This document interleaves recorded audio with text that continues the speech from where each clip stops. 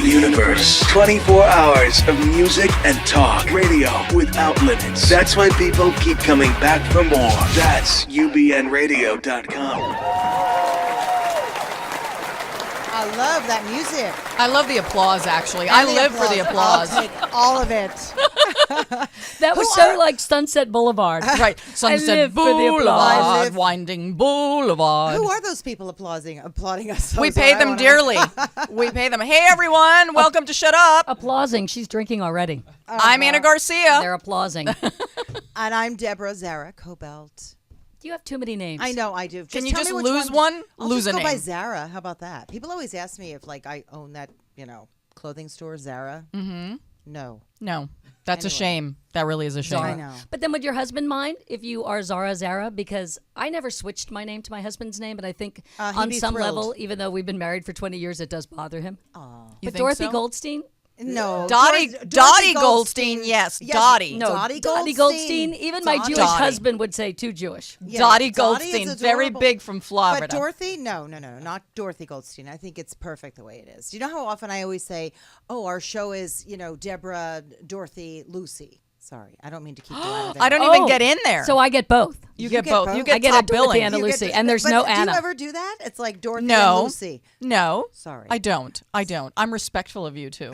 Please don't be. Shut up. Wait, can Shut I up. say- You shut up. You know You shut up. You got to go to the shut up. Golden Globes. All the years I covered entertainment, I never. Did you actually go and sit there? Where did you sit? What table? I didn't see you. I was watching. Were you I was drinking? with Brad Pitt. Come on. He wasn't there. That's Yeah. why Brad I'm Pitt. Whoa, Brad Pitt wasn't there. Were you with him at his house? No, I'm joking. We I were wasn't there watching. because he wasn't there. I wasn't at the show. I was after the show. Oh, you were at a party. Deborah, you totally. You said to us on the phone you went to the Golden Globes. I went to the after. Oh, Golden that is Globes. totally different. That is not the same. Well, an after No, party I is feel nice. like- Anyone can go Yeah, to I an was- after party. No, they Did can't. you go In to fact- one? No, but I've Simmer been in down. the past. No. In fact, my pass was not on me, and I had to go to the bathroom, and I couldn't get back in. And I Oh, was you trying snuck in. You I did lied. not. I'm oh, telling you. you had no pass. And you say I have pee issues. Okay, so you had to pee, but you eventually did get into What party? the party. Name. There were a bunch Names. of them. There Names. was the HBO party. There Uh-huh. was Where else? the CBS party. The day before that, there was the party at Craig's. Uh-huh. For Craig's William restaurant? Morris, Oh, we like that William Morris restaurant. and How do you Deborah. get into all these yeah, parties? how? Why?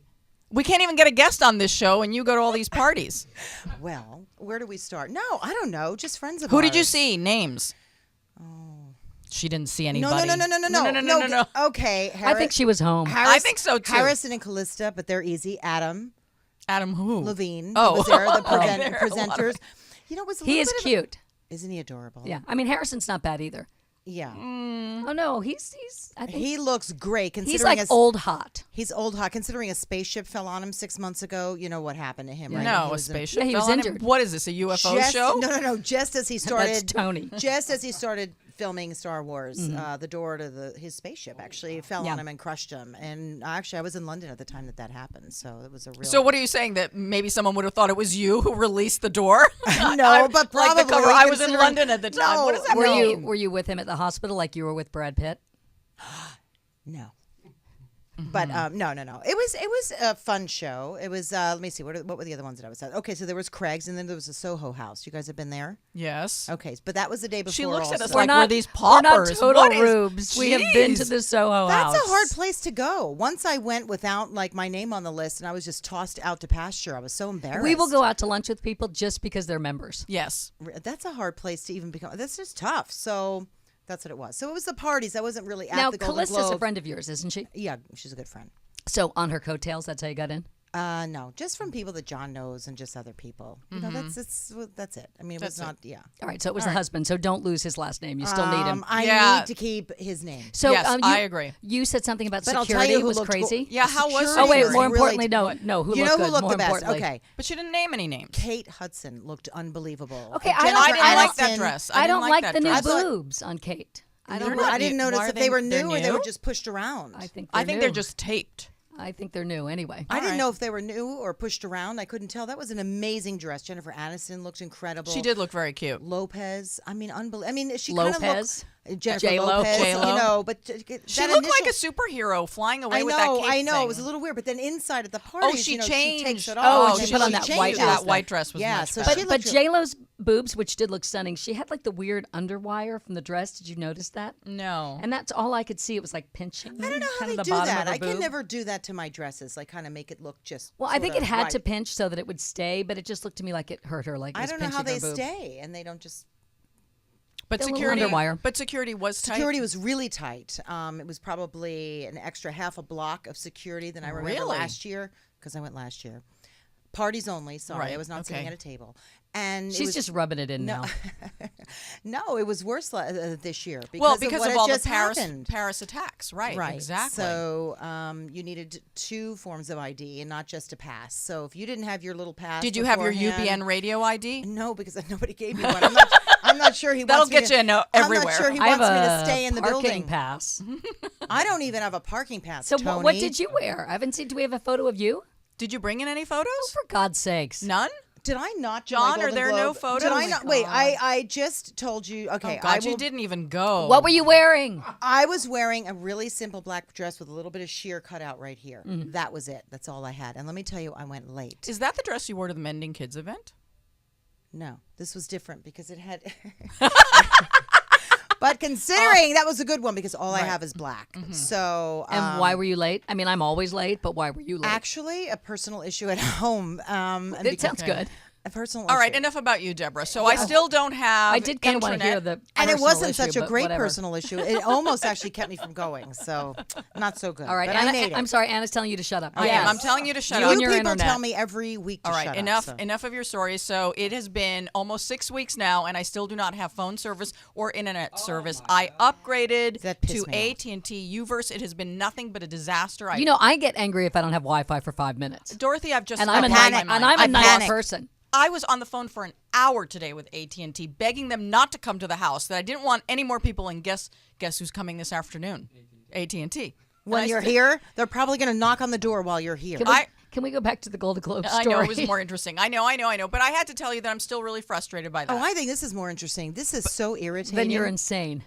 Well, Her Wi-Fi is more interesting than the Golden Globes. in a way, because the Golden Globes, I was there 2 hours. This has been going on for 2 weeks. okay. My situation? No, that's been going on for 6 weeks, not 2 weeks, 6 weeks. And your voice is getting high. It is. Your Wi-Fi is not more interesting than Kate's boobs. I'm That's sorry. I have to true, tell you, that's if true. you do want to go back to the Golden Globes, this year was it was way more subdued. Just a more subdued year, I will say. Just the whole tone to the Golden Globes. I mean, I only saw some of the show anyway. I never even watched the whole show. You know what I was surprised about? That George Clooney and his wife were the only ones that had Je suis Charlie buttons on. And they were the only ones really talking about that. Well, no, a few people did reference, but George in particular, because really? let's face it, he's George. Right. And then today, I don't know, did you hear that the White House has said that they are taking away the use of, they will not be using these terms anymore, of radical Islam. The White House and the president will no longer use the term radical Islam. What do you think about that? You know what? If I was on Fox News, I'm sure I'd be ranting about it. I don't really care. I care that we didn't send anybody to Paris for the march. Oh, it's crazy, isn't it? It's such an embarrassment that we That didn't our send attorney anyone. general was in Paris, apparently having caviar or something, but not at the march. That bothers me. It's so wrong. Every other country was there, and then they talk about it being a security issue. Oh, really? Like it wasn't a security issue no, for everyone else. For Benjamin Netanyahu, Right. Netanyahu for Then send Biden. But you know somebody. what? Netanyahu was in Malibu for a dinner, and it shut about 3 months ago. Shut down Malibu, which you know it's a tiny little town, but literally One shut road in, down one road out. all the roads. There's actually 2. maybe 2.5. Yeah. Shut it all down. Yet he could be there in the And he streets wouldn't of go. Paris. Oh. No, but he was there. He was there. Okay. So one of the things we've all been talking about, obviously, since the attack last week is not only these terms about, okay, now the White House doesn't want to use the term radical Islam, and we're all trying to comprehend the role of women, and what does the Quran really say? So while we were talking about this, I said, my old friend, Dr. Karen Bauer is one of the foremost authorities. She's in London. She is going to be joining us now live via Skype.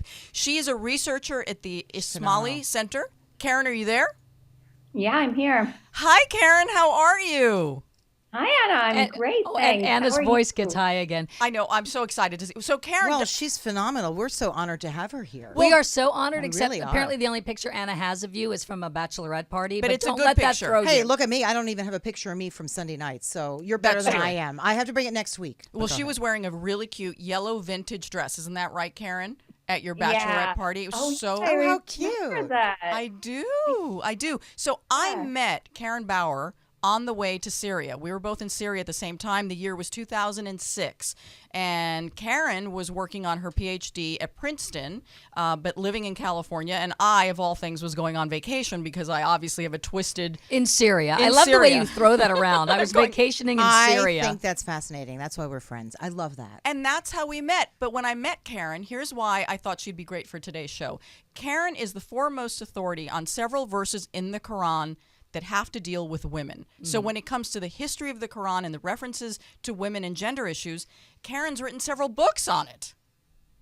So, Karen, can you explain to us, like, we are all here in the West, like, totally confused. What should we be thinking about what the Quran really says about women and the role of women? Well, I think that in terms of women and the role of women in the Quran, we have to really think about the Quran in its historical time and place.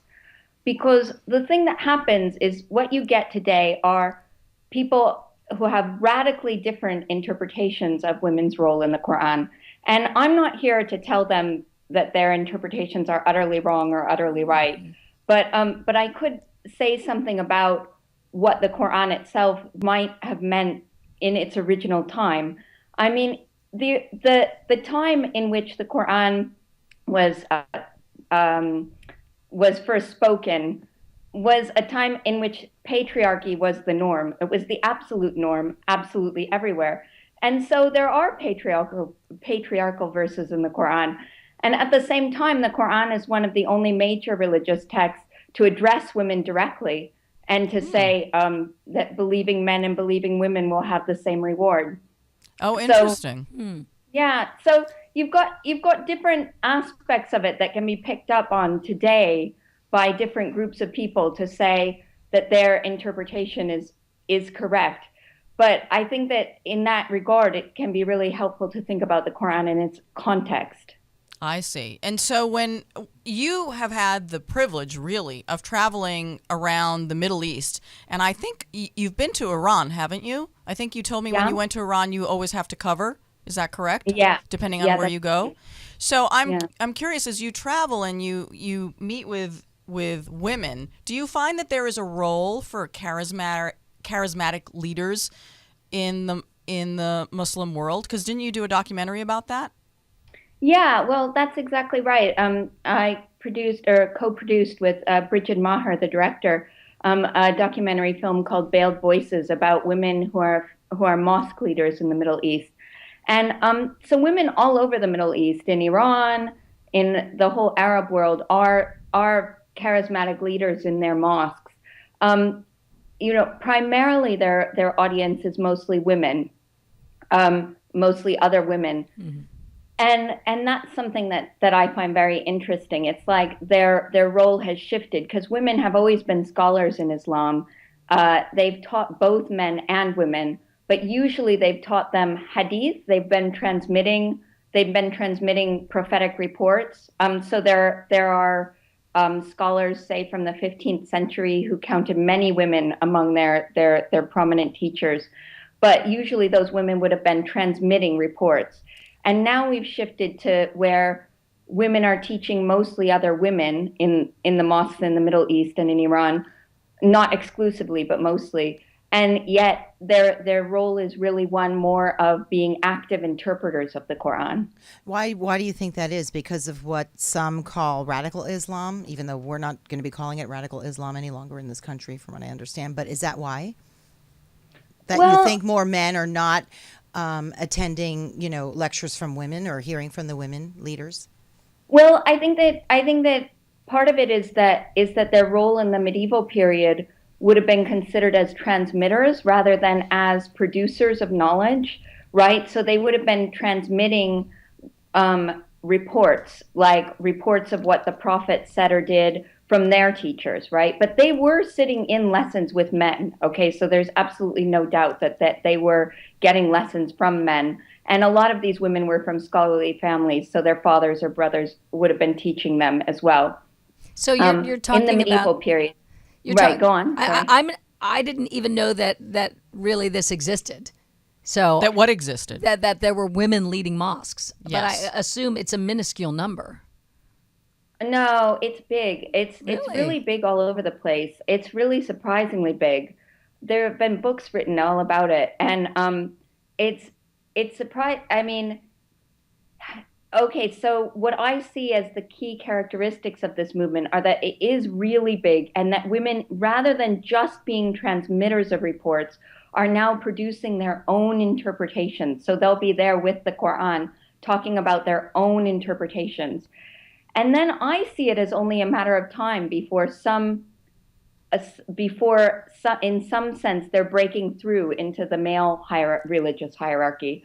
But I mean, I might be being optimistic, but I would see. As the liberal girl that you are. Are there different sects, if you will? And I mean SETCS, sects Yeah. of this? Okay, so there's some that are more conservative, there's some that are not, because in the Muslim world, you know, many times people reference the women who are dressed in the burqas, correct, and are completely sort of covered almost from head to toe.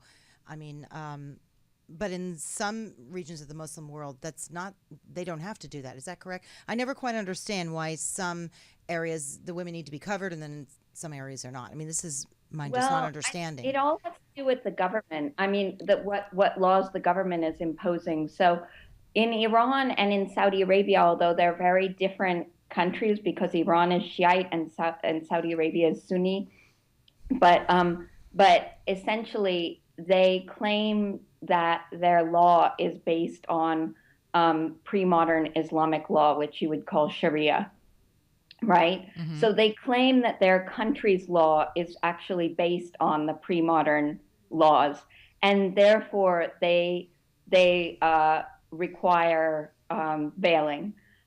It's not like you don't need to cover your face in those two countries, as far as I'm aware. I mean, at least not in Iran, you don't.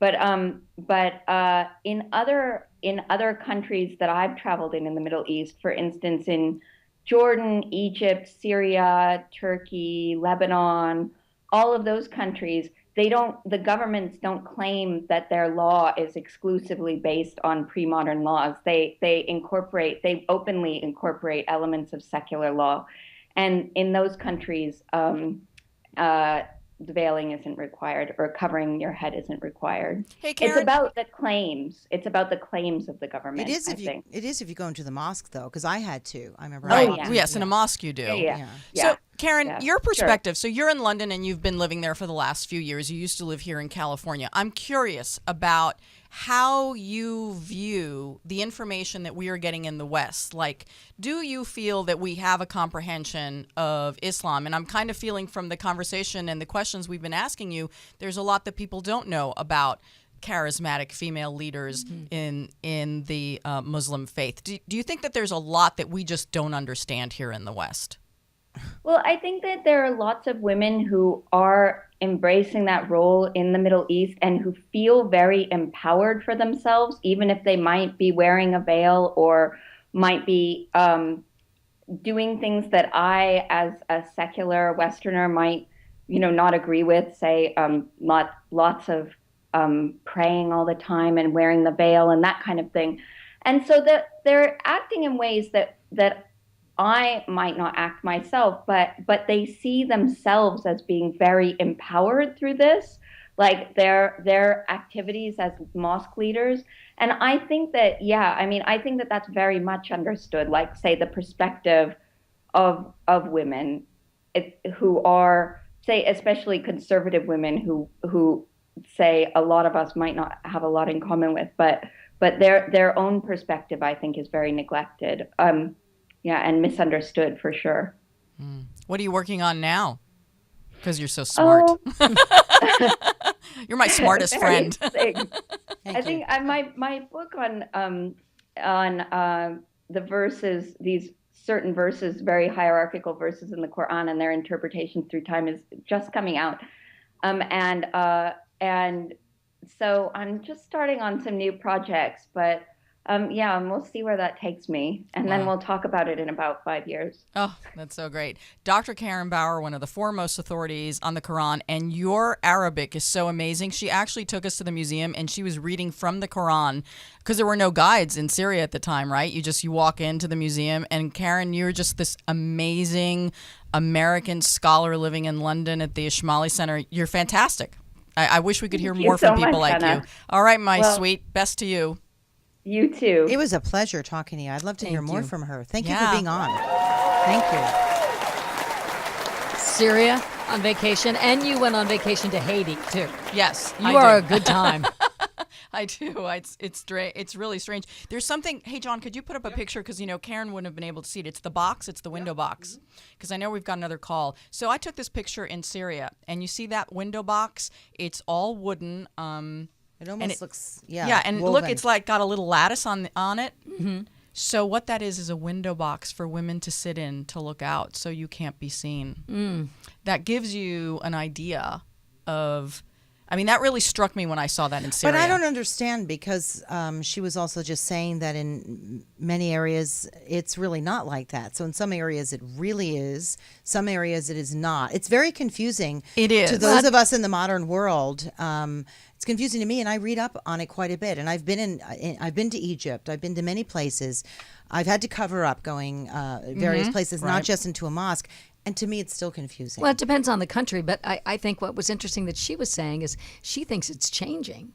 I know, isn't that shocking? She thinks it's evolving. And I would not have thought that. No, I wouldn't have thought that at all. But obviously your smart friend knows better, so I'm glad to hear that but she thinks thinks that. it's changing for the better or Yes. not? Yes, yeah. where women are becoming more powerful, that their voices are getting louder. Because isn't that funny? I interpreted it differently. I interpreted it as less men are actually attending some of the lectures that women are holding. In fact, they're losing men. Everything is separated in a mosque. So the men pray on one side and the Right. women pray on the other. Generally, it's the imam who then will be piped into where the women are, because I've been a few times.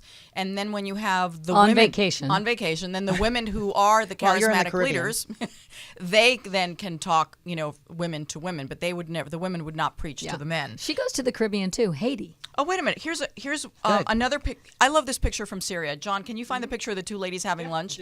I took this picture. You know why I love it? So the two women Oh, are that's covered beautiful. up. They're having lunch. And do you see the Christmas tree in the little right-hand corner?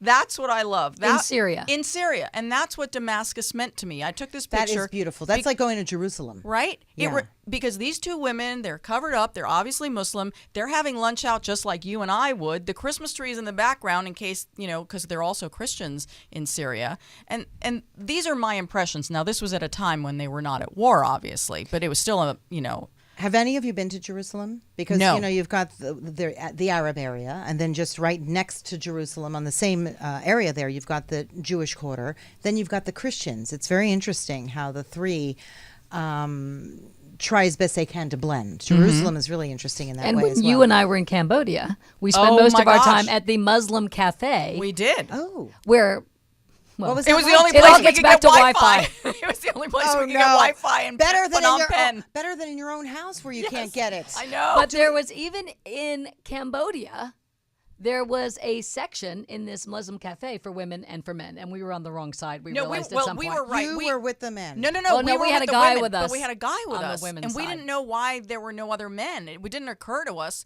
but we were in the women's side. But it was the only place that we could get Wi-Fi. And coffee. I love that. Oh, that's great. So, we we have have our a next call. caller? Oh, cool. Who's this, Deborah? A friend of yours? Someone you've met? Yes, is this our next guest? Okay. Hi, Hi, is it for Amana? Amana. Yeah, it's Deborah. How are you? Amana Siddiqui. Hi, good. How are you doing? We're doing great. This is Amana Siddiqui from the Council on American Islamic Relations. Thank you so much for joining us again today. Thank you. How are you? For tuning in. I love that Good, you thank said you. I don't know where We you need know, I someone don't- to tune in. honestly, I don't know where I am. So anyway, why don't you tell us a little bit about yourself? So, my name's Amana Siddiqui, and I am a Southern California native. I came here when I was 1 year old. I was born in England, and I've been in California, actually in Lakewood, and grown up and considers myself like, a regular Southern California native that loves the beaches, loves going out, with my friends. I attended elementary, middle school, and high school all in Lakewood.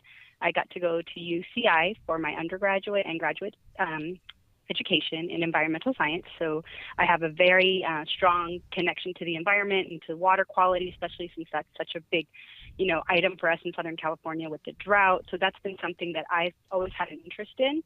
I am a Muslim and I am involved in my community. I go to the Islamic Society of Orange County in Garden Grove. That is my masjid, my local masjid, where I met my husband and we got married.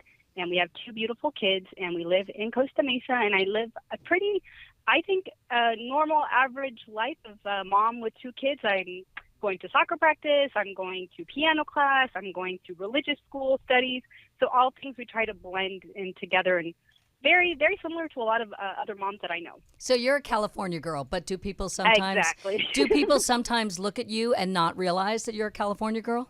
Yeah, I do event planning on the side, and I do cover my hair, and so when people meet me, they know I'm a Muslim. Mm-hmm. They know that I am obviously outwardly practicing Islam, but when they talk to me and get to know me, I hope that it kind of gets melted away, the image, and they start seeing me for who I am and for what I can do.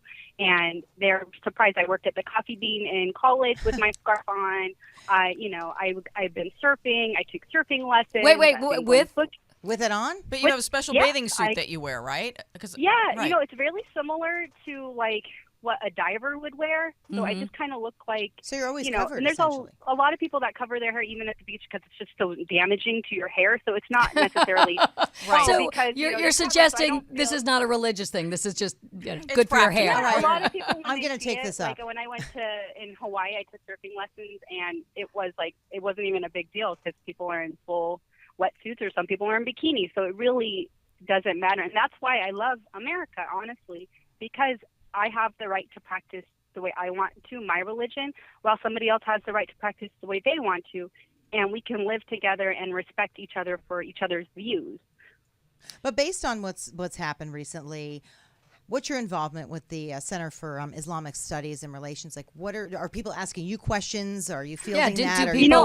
On the street, like no one has come up to me, or I haven't run into any, really conversation, but I can tell you it's something that I think everybody's discussing as something, freedom of speech is really important, and what happened in Paris is horrific, but I think freedom of speech, it also means that us as Muslims have a right to express our feelings about the Prophet and show the world what the Prophet meant to us. So combating free speech with free speech.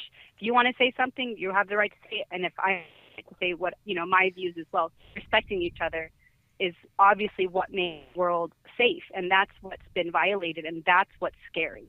Well, I'm curious as to how you see the role of women, because I don't know if you got a chance to hear Dr. Karen Bauer, who called in, and she's a scholar on this issue. And what we're trying to figure out is we're seeing these messages and seeing things that are hateful, and I'm curious, what is the role of women in the Quran and in Islam, and does it vary from sect to sect? I'm not going to speak about between the sects because I'm not knowledgeable. I'm only knowledgeable in the one that I'm in. I'm a Sunni Muslim. What women are very important to our community, and in Orange County and in Greater Southern California, women are leading the mosque. The president of our masjid is a woman. She is running the masjid. She's in a position of leadership. There is other masjids locally that also have women leaders. We are, men tend to be more dominant, not because because they think they're men. I think it just happens to be a role that happens that more men are able to take that role. But me, I'm very involved. I'm part of CARE. I was on the interfaith board for the Chapman University. I find myself being a spokesperson, not only for my religion, but for women in general. I cover because I feel like that empowers me more. But because I feel like I'm being oppressed. Well, how does it empower you more? I'm curious. How do I feel empowered because I feel like I'm being judged for who I am. Obviously, first impressions are important for everybody. No matter how much we say we don't judge somebody, the first impression is also something that you can never take away. So when you meet me, you go, okay, this woman is practicing something. She has faith. She has values. When I talk to her, you can see those faiths and values, and it's very apparent in someone's dress.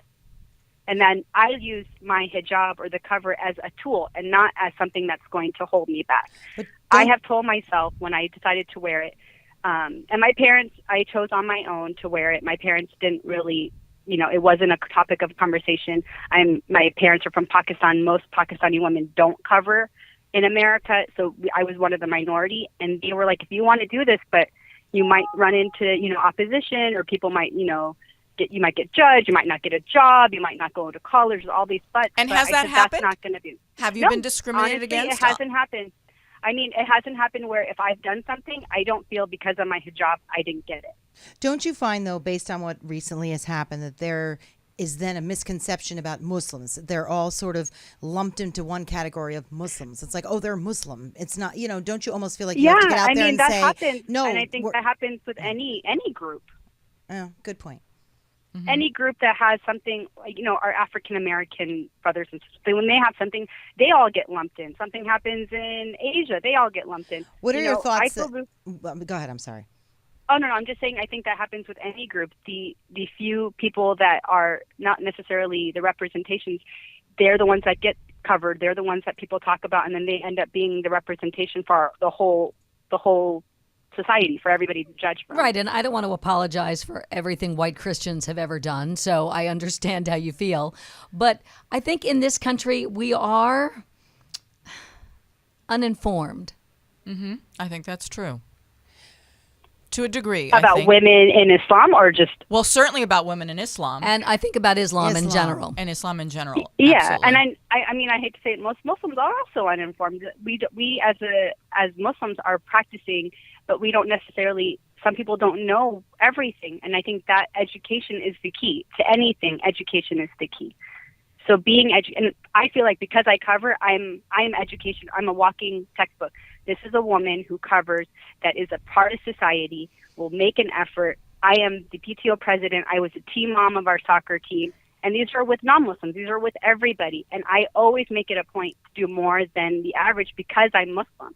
I want to give a positive image for my religion, which I practice and hold very dear to my heart. But do you find that more difficult based on what recently has just happened and what's happened over the past few years, that people will, again, just lump people, all sects of Muslim faith into, they're radicals. I think if I was bombers. not living in Southern California, I would feel it more. Mm-hmm. But living here, it's a fairly diverse community.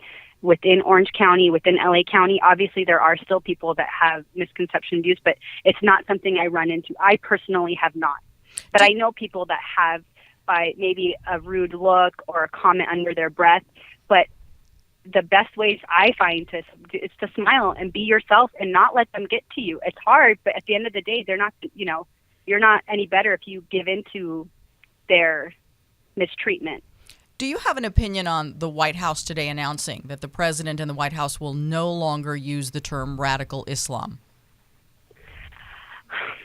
Honestly, this is the first time I'm thinking about it, but radical Islam, those words are not something that I feel like have any validity. I practice Islam. Some people might think I'm an extremist because I do practice fairly. I practice as much as I can.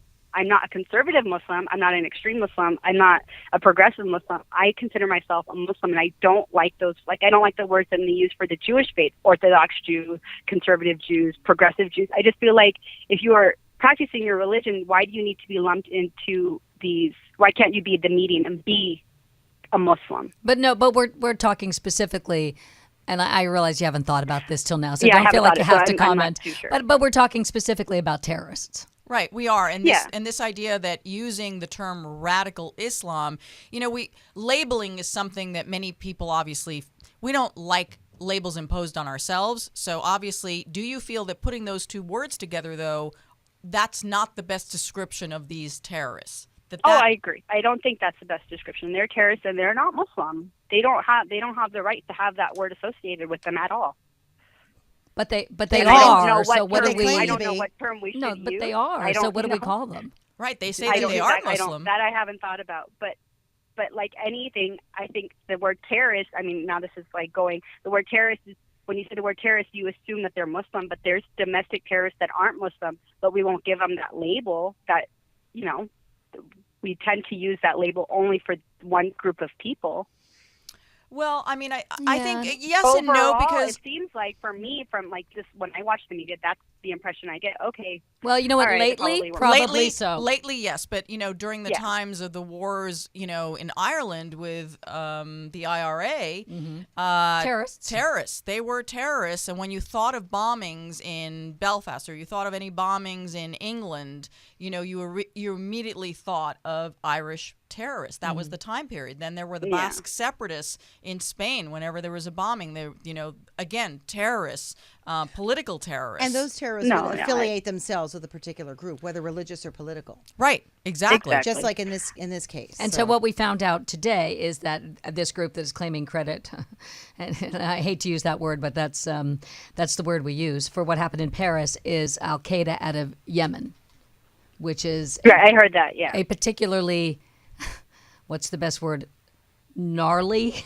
It's extreme. There's particularly Yeah, extreme. they're extreme, and I mean, I have no association, and nor No, of most course not. Muslims don't. That's the sad part, that they don't represent us. They don't. But I think you're doing a very good job of explaining that. That's just it. How do we separate this out? I think we all need to be sensitive. We all need to be understanding. We need to be able to separate. But I think what's happening is that the emotions are running so raw everywhere. And I feel like, sadly, the good people who practice Islam are being lumped in and with these extremists and these radicals who are using this name. And it's just, how do you separate this out? I mean, I think that becomes on the responsibility of us as Muslims and as Christians and Jews, of anybody of any faith or any value, to have those there's moral standings, and people tend to be moral even if they're not practicing a specific religion, and it becomes a responsibility of you as an individual to make the connection. You guys came out and reached out to me as a Muslim woman, making a connection and finding out something. I know I can speak for the Islamic Society of Orange County and Garden Grove that our doors are always open for people to come.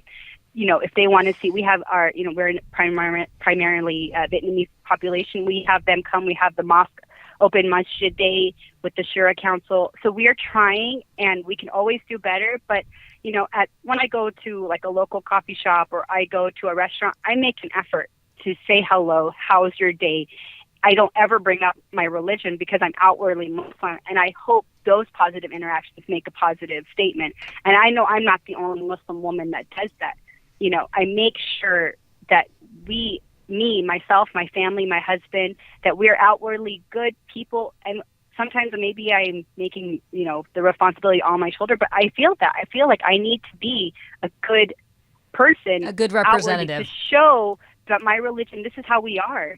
I feel like I dress well. I make sure I'm presentable. And I do that all because I'm a Muslim woman, and I want people to have a positive impact by me. Well, we have just talking to you for 5 minutes, you're terrific. You're doing a good job of it. Thank you. We have this beautiful picture of you at the beach. First of all, you're stunning. You're absolutely stunning. And, you are the typical California girl. Yeah, I want to see you on our surfboard. Yeah, and I that think little that's bikini that's what makes about. us unique, is that I'm not the only one. There's so many of us that have grown up here, and we're practicing Muslims.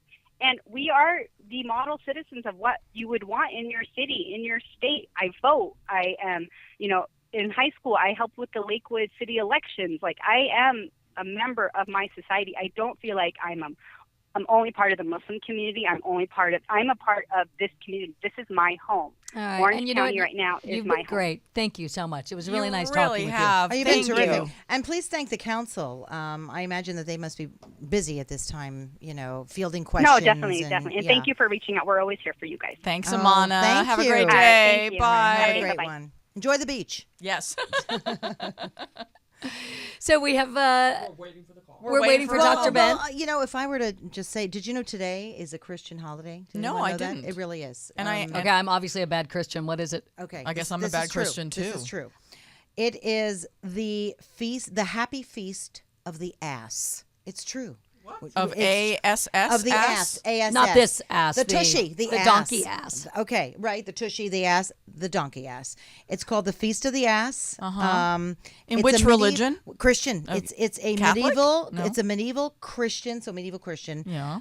Feast observed on January 14th, celebrating Mary on the donkey. okay? Yes. Fleeing to have the baby Jesus. So But she would have had the baby Jesus by now. No. She was on. Well- they don't really know. Come on, December Well, 25th. They think he was really no. born in April. Who Yeah, knows? it is kind well, of wait a a minute. random Then there's day. Well, it's January very- 6th, which is the Day of the Three Kings, I know, which but if you know, these which are all is arbitrary dates. You know that they weren't sitting there really. going, he was But born we on don't the- celebrate them in an arbitrary way. Well, Because or you you can want thank Christmas shopping. gifts. You can thank shopping for that. But the truth is, no, this is a Christian holiday, medieval times, and today you should all be celebrating did the not know Feast of the that. Ass. So Oh, I'm, I hear a phone ringing. I'm just saying. Oh, he's yeah. calling in. That's so. Don't you Hello. love this? Oh, Who's there? Hi, this is Ben. Dorothy, is that Hi, you? yes. Hi, And Dr. Anna, Ben. How hi. are you? hi Ben. Hi, you guys. I feel like we caught him at like an inappropriate time. Really? What's going on, Hello? Dr. Hello? Ben? Hello, Dr. No, Ben. I had actually just been trying to ring you guys, but it just rang out, so I just emailed you. Okay, we're so talking we about always the try Feast of the and Ass. talk about a charity each Yes, week. we do. And honest to God, Dr. Ben, you guys are my favorite. You're just uber cool. Floating doctors. And you know what? I would start to explain it, but why should I when you're here? You explain it. Please. Okay, well, we're a medical relief charity that uses usually small boats and occasionally our larger ship to deliver medical teams and health services to remote rural communities that are otherwise underserved or cut off from care. Where have you been? So currently in Panama, we're the primary care providers over a 5,000 square mile area that has no roads. So instead of that's showing a just- picture of you, I see we're showing a picture of me in Panama because I with a lollipop. I did go. Well, I believe saving the world one lollipop at a time. I love that. I did love go to that. Panama with Dr. Ben, and when you say no roads, you're not joking. I mean, I have a picture of the toilet here. No roads, no electricity. No, Are you complaining, Dorothy? Is well- that it? Did you call Dr. Ben to complain that he doesn't have roads and a good toilet? Honestly. Dr. Ben sees people who have never seen. Okay, here's the toilet. Who have never seen a doctor before, and just explain how you do it. Like And why? And how did you get into it? Because I'd like to know. like what hiking 15 miles to see people who never see a doctor. And That these are that indigenous sort people. of thing. Well, I mean, Oh, is that sometimes right? I guess said like that, it seems like really hard work. But I mean, really, what it's like as a doctor to, sure, walk 15 miles and see a patient in the home. What that's like for a doctor means that you got to do a house call and see a patient at home, and no one told you you had 15 minutes to spend with this patient, and no one said, I'll code this so that it can be billed properly. You walked 15 miles, but you actually got to practice medicine probably the way you really dreamed about if you were a little kid thinking about becoming a doctor, kind of what you imagined it would be like.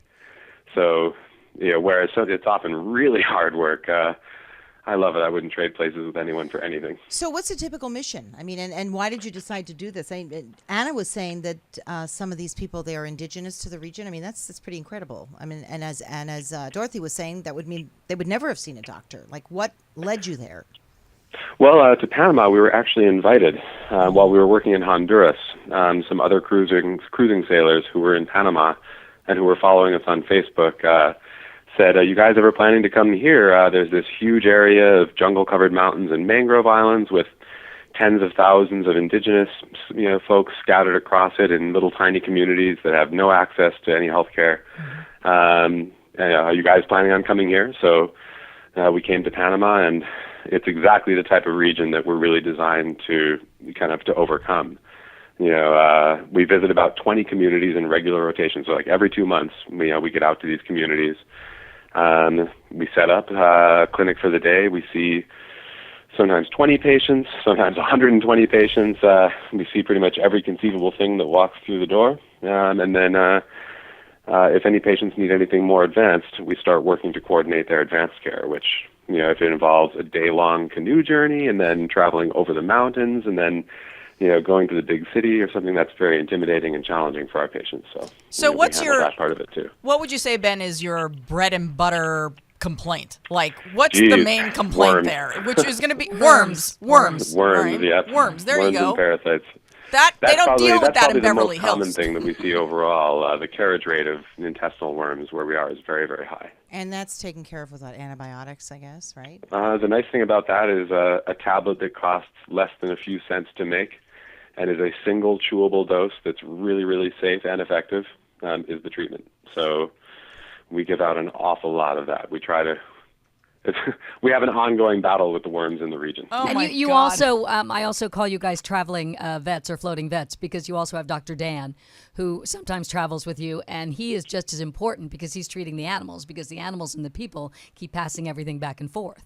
Yep. Yeah. I mean, the major source of the worms in the community are like dogs and cats, and of course, I'll keep stock animals as well. So various other kind of parasitic worms that can be more dangerous. Like trichinella will live in pigs and things like that. So I had speaking of animals, I had such a wonderful moment with Dr. Ben where, so when you're with the Nove people, Spanish is their second language. So it's just a game of telephone. Because who speaks Nove? So trying to communicate with these people, it's a game of What is telephone. Nove like? Didn't you see the movie The Avatar? No, I'm kidding. I know when that movie came out, I was like, the Nabi, you say. Right? Interesting. Right. So Dr. Ben, tell the story that this older gentleman comes down to the clinic, and he's trying to explain to us that he has a 5-day-old baby who is blind in one eye, and the mother is. Oh yeah, that was one of those. That was a really typical kind of thing that you would hear. Like someone would come and say, "Listen, I couldn't bring them to clinic; they were too sick. But it's this older person, younger person, baby, whatever it is, that's really, really ill. Can you come and see them?" So this is what this sounded like. I remember this really well. So Dr. Kate and I go running out of. Dr. Kate and I go running out of our little basic tent setup because we think that there's a 5-day-old baby that hasn't been fed. And as we're running up the hill, like kind of hiking to the village, she's talking with me about what it could. Maybe the mother had a vaginal infection. Pardon me, I'm getting more.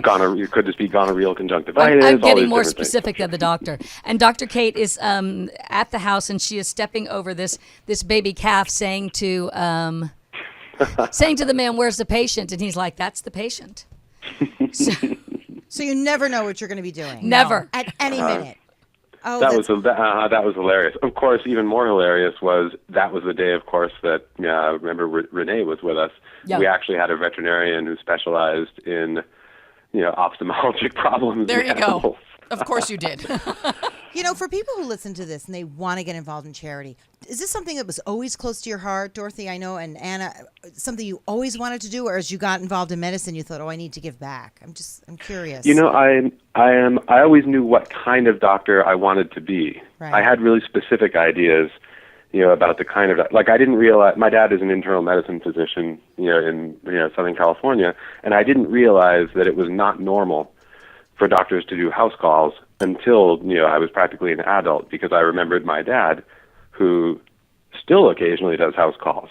And that that was the kind of medicine that I grew up around, and that was the kind of medicine that really attracted me. Being a small town doctor, I guess you would say, in a big city, was sort of the model that I was looking at. So I always knew what kind of medicine I wanted to do, but in terms of doing aid work like this, it was really it was not until I was just about graduating medical school that I actually developed an interest in it. One of my classmates at the Royal College of Surgeons suggested I go to Tanzania.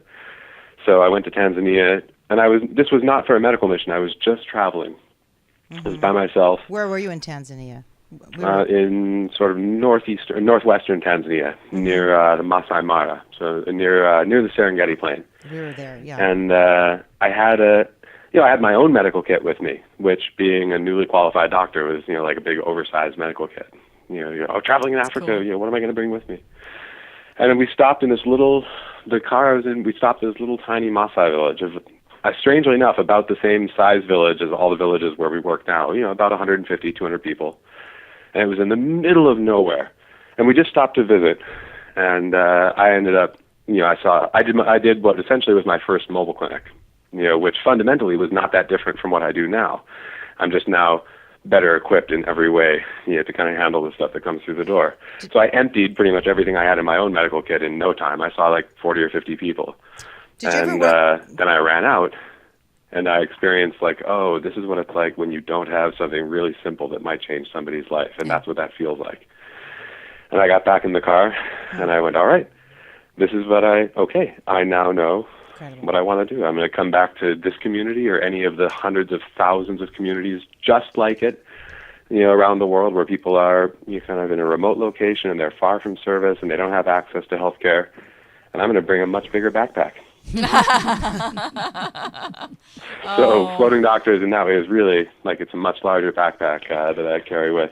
Although the ending to that story was that 8 years later, last January, my wife and I were on our honeymoon in Tanzania, and I had a much bigger backpack with me, kind of knowing now what I wish I'd known then about how to try and make the biggest impact in like a single day visit, et cetera. Did you ever work with the Bushmen? We stopped in that same village. We saw the entire village, saw about 140 people. I got to keep an old promise, which was awesome. And strangely enough, there's actually one of the people in the village who actually speaks English. Every couple of weeks ends up walking about 20 miles to the nearest place where he can find internet access. And he emails you. And emails me various. So now I do telemedicine for a tiny Maasai village where the whole Floating Doctors Project was actually born. We have an experience like that too with a young student who will do that. She'll email us every 6 months. But I think now, we're out of time? Yeah, but you know what? Can I just say once gosh. again, you are the coolest person I You're know. amazing. And thank that you, guys. he travels the world with his beautiful wife. Stunning. And I love that they went She's back stunning. for their honeymoon. That's beautiful. But She lives there they, now. They grew up like a block from each other, but they never knew each other. that's So cute. And wonderful. he's lovely. And, Dorothy and I had lunch with them last time you were here. You don't get home very often, so we're so lucky that you were here to share your story. Fantastic. We it love was wonderful Floating to see you Doctors. guys. We want to be able to support you any way that we can. That's why this show is so important to us, to get to tell stories like this. Yeah, check these guys out online. An amazing organization. Dr. Ben, great to hear your voice. Yes. Thank you Thank for you guys joining so us. much. For Thanks for having me sharing. on Bye, the Dr. show. Ben. Bye. And he's so cute, too. On top of it, he's, really good looking. I mean, I'm just tossing that No, out I know there. the picture, which Didn't is do the him picture from their justice. website. Yeah, No, I should no. have said that to him. I'll Please. go to lunch. He next looks time so he's much in better town. than in that picture. Yo, Can he I looks go to much lunch better. next time he's He's in a town? honeymooner. Maybe. Do we have time to play the video or we don't? I don't think We so. don't. We Okay. have to say goodbye. That We was talked You know what? so much. compelling. I enjoyed I will hearing put from it him. on my blog. There's a Okay. video that I did when I was there, and we were going to play it today, but we don't have time. So I'll put it on my blog, dorothylucy.com, right? Is that my blog? I think it is. I think so. Okay, I think so. I'll Google it. Anyway, this was really fun. It was We talked about a lot of fantastic. Thank you. wonderful. And don't forget, it's the Day of the Ass. So. the Yeah, day of the thank you. ass. Yes. Yeah, That's right. All right. In Bye, celebration, my underwear matches my shirt. everybody. Oh, that's cute. Love that. Wrong ass, but Thanks, everybody. But one nonetheless. In the future, talk radio will actually educate, inspire, and make you think. The future is now. Topics and music that affect your life from Universal Broadcasting Network. Tune in at ubnradio.com. Tune in to Dr. Judy, WTF, every Thursday at 8 p.m. right here on the UBN Network, hosted by Walt Lusk. And I'm Dr. Judy, and I invite you to get on the couch, call in, and tell me what the Freud is going on in your world. We want you to express, not Repress.